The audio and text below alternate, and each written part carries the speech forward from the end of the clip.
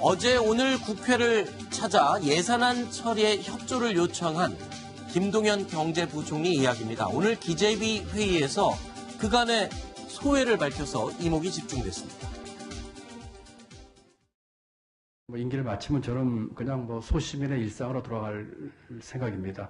그때까지 이제 최선을 다하겠습니다. 또 2기 경제팀들이 들어와서 바로 일할 수 있도록 그 기반을 좀 닦아놓고 성가신 일이 있다면 제가 미리 다 좀 처리를 좀 했으면 하는 생각까지 가지고 있습니다. 오늘 고용 통계 발표됐습니다. 고용 빙하기로 계속 간다. 앞으로 겨울 날씨가 더 추워지면 고용 상황이 더 안 좋을 것 같은데 상황에 대한 전망하고 평가 간단히 좀 해주시죠. 구조적인 문제, 경기적인 문제, 또 일부 정책적인 요소까지 가미가 돼서 원인이 상당히 복합적입니다. 단기간 내에 개선이 쉬워 보이지 않습니다.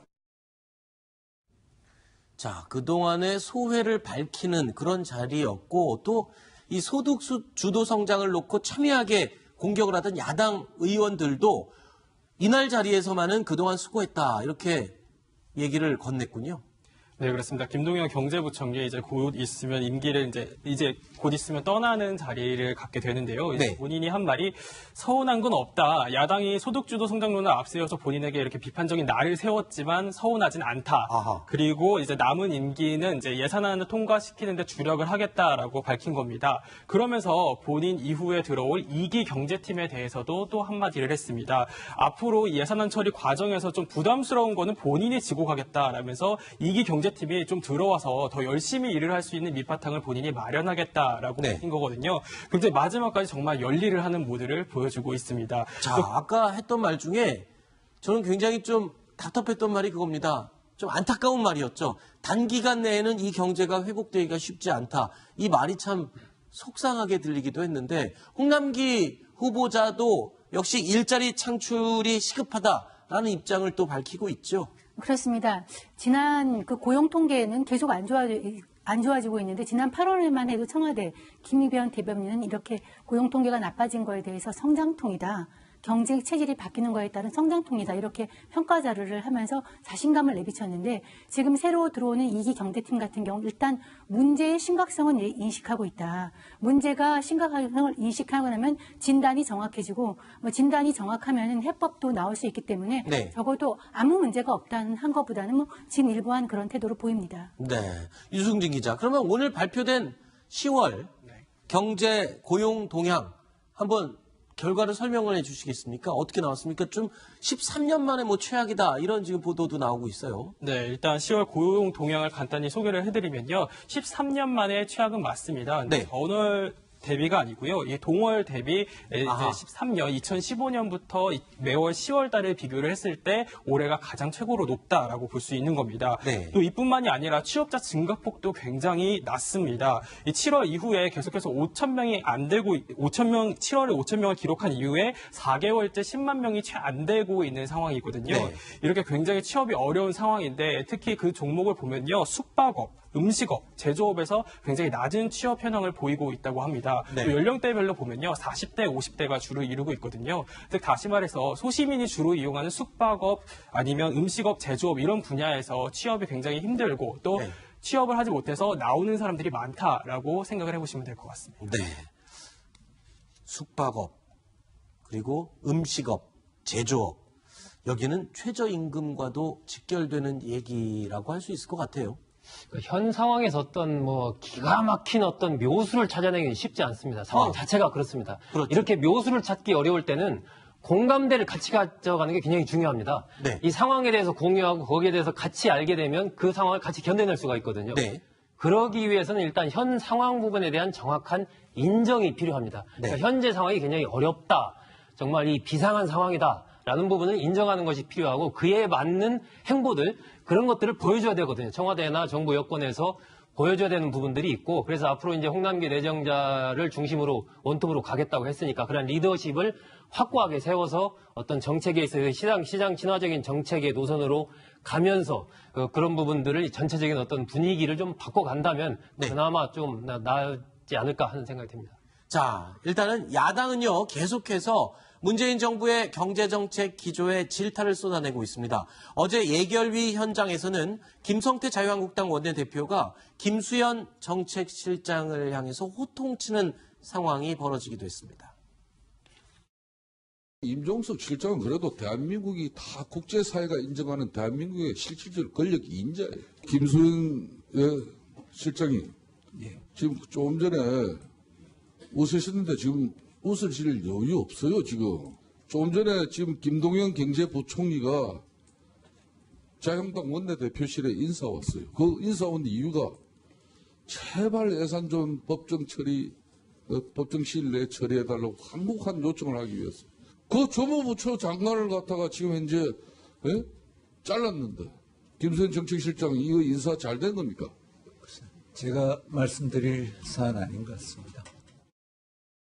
유승진 기자, 무슨 얘기 끝에 저렇게 웃었다고 질타를 쏟아낸 겁니까? 네, 김성태 원내대표가 이 조국 수석의 경지를 놓고 아하. 소위 임실장, 2인자로 불리는 이 임실장의 권한을 두고 얘기를 했는데 김수현 정책실장이 거기서 피식 웃고 만 겁니다. 네. 그래서 이 김성태 원내대표가 지금 웃을 상황이 아니다. 당신은 지금 웃으면 안 된다라고 질책을 네. 한 거거든요.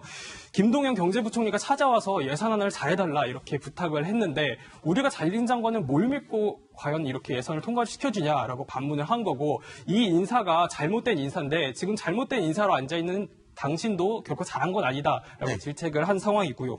또 여기에 바른미래당 김관영 원내대표도 이 실장이 지금 경제 상황에 책임이 있다라고 네. 물었습니다.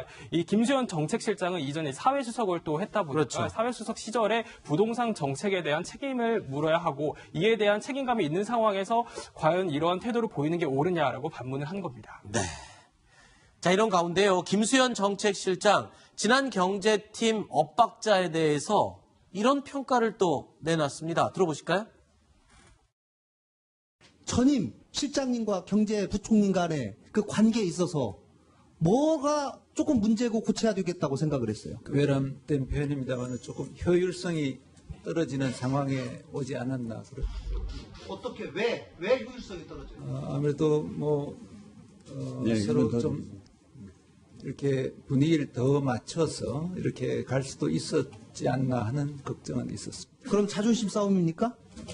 글쎄요. 원톱으로 하겠다 뭐 이렇게 얘기하는데 사실 시장에서는 우리 실장님이 대통령의 신임이 훨씬 두텁기 때문에 이제는 완전 오리지널 원탑이다 아니면 뭐 무탑이다 이런 얘기까지 지금 나오고 있습니다.